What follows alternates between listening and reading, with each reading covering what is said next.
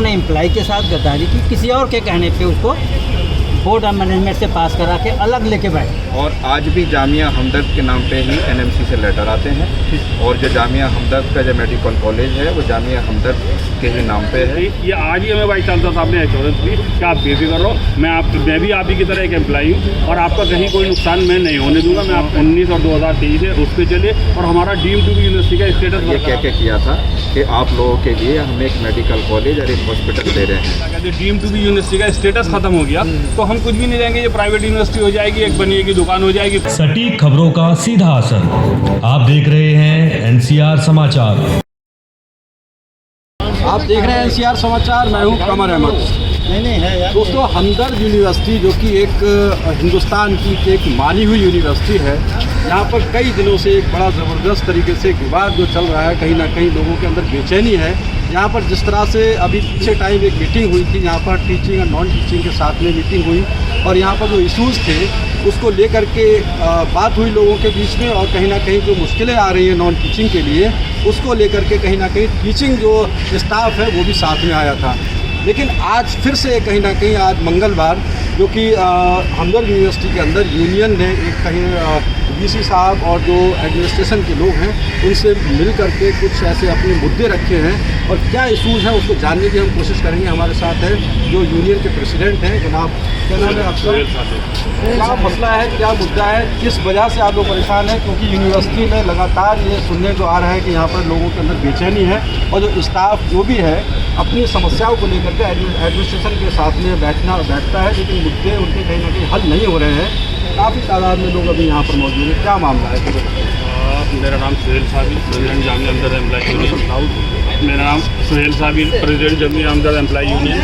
Actually ऐसा है कि कुछ इस तरीके के फैमिली सेटलमेंट इनका आपस का हमदर्द का था, उसको लेके क्योंकि यूनिवर्सिटी है तो उसमें कुछ गलत इर्रिवोकेबल कंडीशंस के साथ कुछ रेजोल्यूशन बॉम्ब ने पास कर दिए थे, जिसको 2022 में जामिया हमदर्द की जो बॉम्ब की होती है आज की डेट में वो एग्जीक्यूटिव काउंसिल है, उस टाइम में बोर्ड ऑफ मैनेजमेंट हुआ करता था, और 2021 में उन्होंने पास करे थे। लेकिन यूजीसी के लेटर आने के बाद, यूजीसी से डायरेक्शन आने के बाद वो 2022 में दिसंबर 2022 की बॉम्ब की मीटिंग में उसको रिजॉल्व कर लिया गया, और जो यूजीसी ने डायरेक्शन दी थी उनको इन टोटल बॉम्ब ने एक्सेप्ट कर लिया। लेकिन अब पब्लिक में थोड़ा सा अनरेस्ट ये है कि कहीं ऐसा ना हो कि ये लैंड जो है ये डीडीए की है, डीडीए ने जामिया हमदर्द सोसाइटी को दी है। जामिया हमदर्द सोसाइटी जो है वो स्पॉन्सरिंग बॉडी है, जामिया हमदर्द रन करेगी जामिया हमदर्द सोसाइटी। पहले मैं आपको इसका थोड़ी सी डिटेल बताऊं, ये है कि ये एक यूनिवर्सिटी से पहले 89 में 10 मई 89 को यूनिवर्सिटी बनी, उससे पहले ये अलग अलग इंस्टीट्यूशन थे। हम IHMMR, Islamic studies, college of pharmacy, tibia college, इस तरीके से थे। इन सबको अमलगमेशन करके गवर्नमेंट के थ्रू पार्लियामेंट से गजट पास होके मिनिस्ट्री ऑफ HRD के नोटिफिकेशन से 1989 में ये यूनिवर्सिटी डिक्लेयर हो गई डीम टू बी यूनिवर्सिटी। बहुत अच्छी चल रही थी, सब कुछ सही चल रहा था। एक कॉलेज आया 2010 में, कॉलेज का मेडिकल कॉलेज का प्रपोजल 2010 में दिया गया कि भाई हमें कॉलेज बनाना चाहिए मेडिकल का, तो वो भी कॉलेज जो है वो भी जामिया हमदर्द को ही मिला।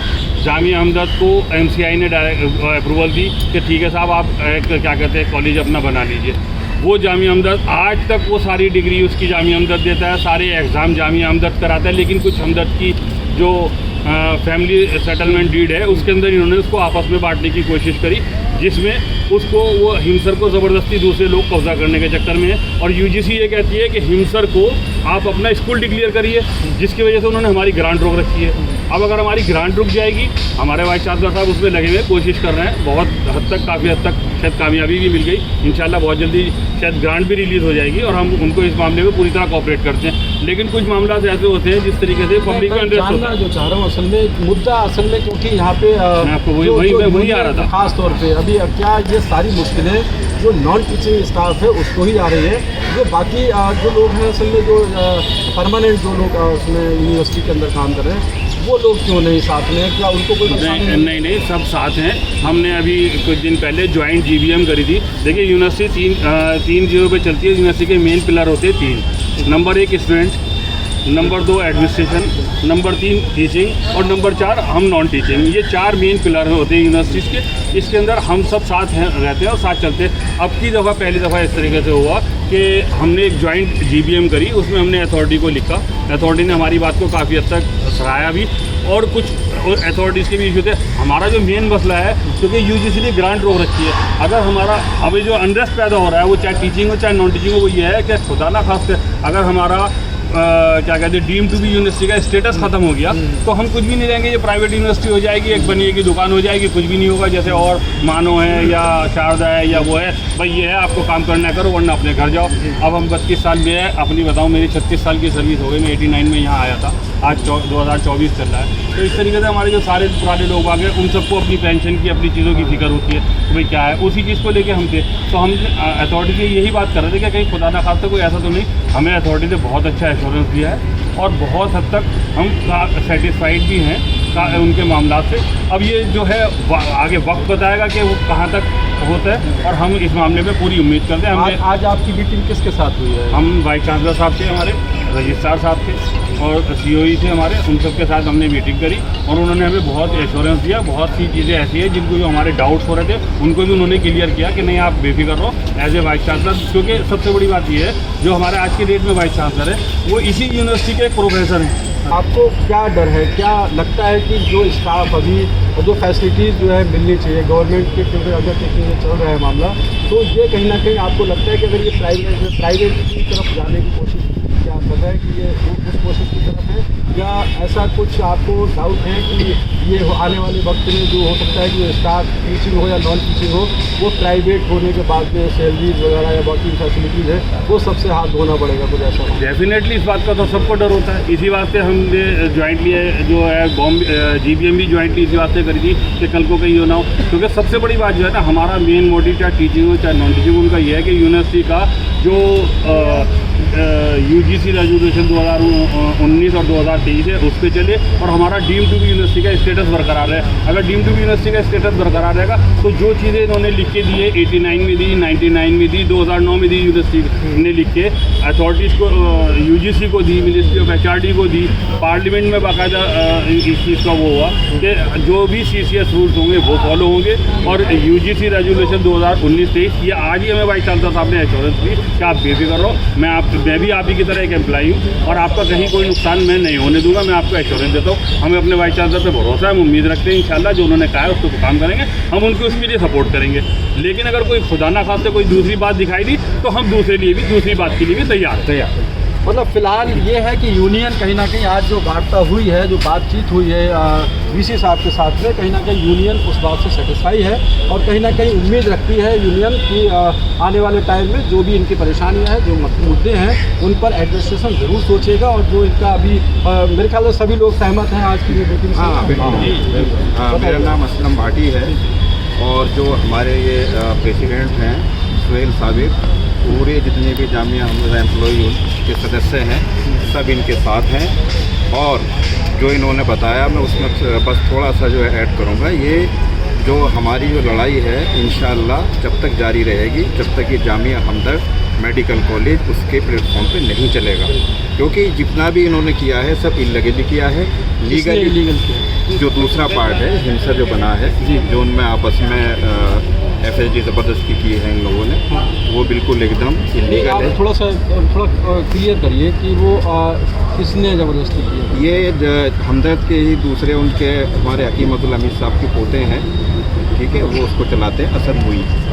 हाँ, तो ये सारा उन्होंने जो हमारे farmer vice chancellor doctor GN काजी जी, ये सब 2012 में उन्होंने ये इसको इलीगल तरीके से पूरा किया और ये कह के किया था कि आप लोगों के लिए हम एक मेडिकल कॉलेज और एक हॉस्पिटल दे रहे हैं, ठीक है, हमदर्द के लिए एक मेडिकल कॉलेज दे रहे हैं जामिया हमदर्द के लिए, लेकिन कहीं ना कहीं वो उसको अलग कर दिया गया, आपको बिना सेटिस्फाई किए, बिना आपकी रजामंदी, हमसे कोई यूनियन की या बाकी के लोगों की रजामंदी, किसी का कोई भी उसमें कंसर्न नहीं है। और उन्होंने जो एक तरह से कहता है ज़बरदस्ती जो यहाँ पे हमारा जुडिशरी का जो भी सिस्टम है उसके थ्रू उन्होंने सब किया है। और आज भी जामिया हमदर्द के नाम पे ही NMC से लेटर आते हैं, और जो जामिया हमदर्द का जो मेडिकल कॉलेज है वो जामिया हमदर्द के ही नाम पे है, NMC में उसी का है। और जो UGC है वो भी उसने भी ये कहा है कि भाई आपको हम ऑटोनोमस नहीं दे सकते हैं जब तक जामिया हमदर्द हमें कोई रिकमेंडेशन नहीं देगी। तो ये क्या इस प्लेटफॉर्म पर लाने के लिए डॉक्टर GN काजी ने उनको वो किया है या फिर उसके पीछे क्या वजह है? हाँ, GN काजी हैं और पूरी टीम है उनकी, और जो हम लोग हैं कानून से चलने वाले हैं और कानून की हम बात करते हैं। और अब आप लोग क्या चाह रहे हैं, मतलब क्या आप मेन 2-3 मुद्दे जो बता दें? हाँ, हमारा जो मेन मुद्दा ये है कि जो मेडिकल कॉलेज है हमारे जामिया हमदर्द के प्लेटफॉर्म से ही चले जी, और जो ये ज़बरदस्ती की जो है इलीगलिटी की हुई है उन्होंने, और उसमें जो है हम सब अपने इंशाल्लाह आपको 1-2 महीने में सब चीज़ें नज़र आ जाएगी। हमारे यूनियन के जो भी सदस्य हैं वो मेहनत कर रहे हैं, टीचिंग और नॉन टीचिंग दोनों, और जो लीगल की तरीके से काम होगा और हम जो है लीगली करेंगे, और किसी तरह की हम हिंसा या उस पर हमको विश्वास नहीं रखते। काजी साहब बिल्कुल, क्योंकि यूनियन का साफ कहना है कि शांतिपूर्वक तरीके से अपना जो भी विरोध है, जो भी समस्याएं हैं उनको अपना एडमिनिस्ट्रेशन तक पहुंचाएंगे, और साथ में ख़ास तौर पे ये एक मामला समझने की वो भी ज़रूरत है, क्योंकि ये पूरा का पूरा लैंड जो है हकीम साहब ने क्योंकि DDA से एक्वायर किया था, और DDA का लैंड होने की वजह लीज पर है ये, हाँ लीज पर है, DDA का ही है लेकिन लीज पर है वो, लेकिन जामिया हमदर्द सोसाइटी के अंडर में ये चल रहा है ये। लेकिन उसके अलावा क्योंकि 2012 की अगर बात की है तो मेडिकल कॉलेज जो कि अलग कर दिया गया था वो भी डॉक्टर GN काजी का जैसा कि नाम लिया उन्होंने अभी पूर्व प्रेसिडेंट साइड ये यूनियन के, तो कहीं ना कहीं ये आरोप कई बार पहले भी लग चुके थे कि ये यूनिवर्सिटी के अंदर कुछ ऐसी एक्टिविटी चल रही है जिससे कि लोगों को आगे आने वाले वक्त में नुकसान झेलने पड़ सकते हैं। हमारे साथ यूनियन के जनरल सेक्रेटरी हैं, क्या नाम है जनाब आप? मोहम्मद परवेज आलम। क्या लगता है, क्या सेटिस्फाई है आप इससे आज? हाँ, 89 में जो हमारी यूनिवर्सिटी बनी थी, और जब से हमारी यूनिवर्सिटी 2008 तक बहुत बेहतरीन चल रही है। ये काजी साहब जब आए मेडिकल कॉलेज का जो शुरू किया इन्होंने, तब से ये प्रॉब्लम शुरू हुई है। काजी साहब ये बार बार कहते रहे कि ये जो है जामिया हमदर्द का एक प्रोजेक्ट है, और ये प्रोजेक्ट जिस दिन पूरा हुआ उस दिन ये यूनिवर्सिटी को हैंड ओवर हो जाएगा। लेकिन उन्होंने एम्प्लॉय के साथ गद्दारी की, किसी और के कहने पे उसको बोर्ड ऑफ मैनेजमेंट से पास करा के अलग लेके बैठे। अब अच्छा, आपने लफ्ज़ इस्तेमाल किया गद्दारी की है, टीचिंग और नॉन टीचिंग बिल्कुल यूनिवर्सिटी के तमाम लोगों के साथ गद्दारी की। तो इसके लिए आप लोग उस वक्त एकजुट क्यों नहीं हुए? उस वक्त हमने 8 दिन की स्ट्राइक भी किया था, हंगामा भी हुआ था, हमारे पास केस, हमारे ऊपर केस भी हुए थे।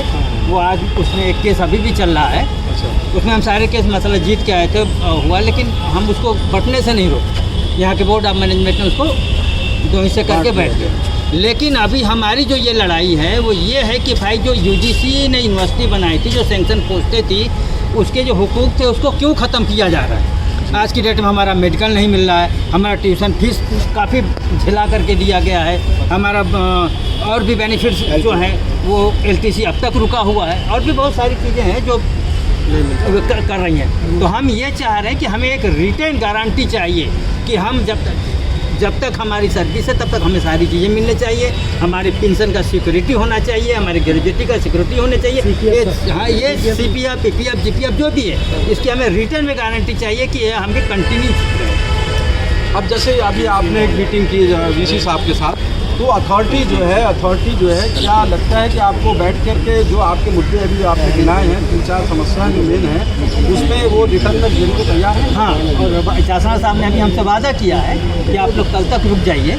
हम कल अपनी इसी करके उन्होंने लिख करके दिखाया था, जो एजेंडा होता है उसने कहा था कि हम उसको आपकी सारी चीज़ों को लिखित में, मतलब वो हाँ लिखित में आपको अब बिल्कुल जिस तरह की जो समस्याएं अभी, क्योंकि जनरल सेक्रेटरी हैं यूनियन के ये, दरअसल क्योंकि जो लोगों की बेचैनी है ये कहीं ना कहीं आज की नहीं है, ये बेचैनी 2012 से शुरू हुई है, और आज उसको कहीं ना कहीं ये ज़्यादा बेचैन इसलिए है क्योंकि इनके जो हुकूक हैं असल में कहीं ना कहीं, चाहे मेडिकल की समस्या हो, चाहे इनकी ट्यूशन फीसेस वगैरह का मामला हो, चाहे बहुत सारे दीगर पेंशन का मामला हो, वो कहीं ना कहीं उसको लेकर के बेचैन है। उसको लेकर के आज जो मीटिंग हुई है VC साहब के साथ, उन्होंने वादा किया है कि कल वो उसके ऊपर बैठ करके बात करेंगे और शायद लिखित में उनके साथ वो जो भी समस्या है उसको निपटारा हो सके।